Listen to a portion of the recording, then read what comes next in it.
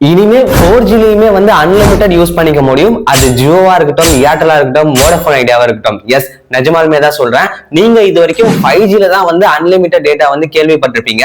4Gலயே பாத்தீங்கன்னா வந்து unlimited data வந்து இருக்கு. ஆல்ரெடி பாத்தீங்கன்னா வந்து ஏர்டெல்லும் வோடபோன் ஐடியாவும் வந்து 4Gலயே வந்து அன்லிமிட்டட் பிளான வந்து கொடுக்குறாங்க. இப்ப பாத்தீங்கன்னா வந்து ஜியோவுமே வந்து 4Gலயே வந்து அன்லிமிட்டட் பிளான்ஸை வந்து கொடுக்குறாங்க. அதாவது நீங்க 4G யூஸ் பண்ணாலே சரி, எவ்வளவு டேட்டா வேணாலும் வந்து கன்சியூம் பண்ணிக்கலாம். அதை பத்தி தான் வந்து தெளிவா இந்த வீடியோக்குள்ள வந்து சொல்ல போறேன்.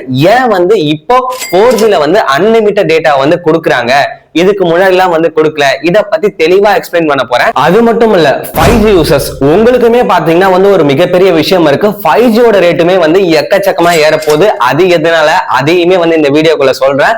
சோ அதை தெரிஞ்சுக்கிட்டீங்கன்னு வச்சுக்கோங்களேன், எனக்கு 5G எல்லாம் வேணாம்ப்பா, நான் 4G பக்கமே போறேன்னு வந்து நீங்களுமே வந்து சொல்லுவீங்க. சோ வீடியோ ஃபுல்லா பாருங்க, நம்மளோட சேனலையுமே வந்து சப்ஸ்கிரைப் பண்ணிருங்க. சோ வாங்க இப்ப நம்ம வீடியோக்குள்ள போலாம்.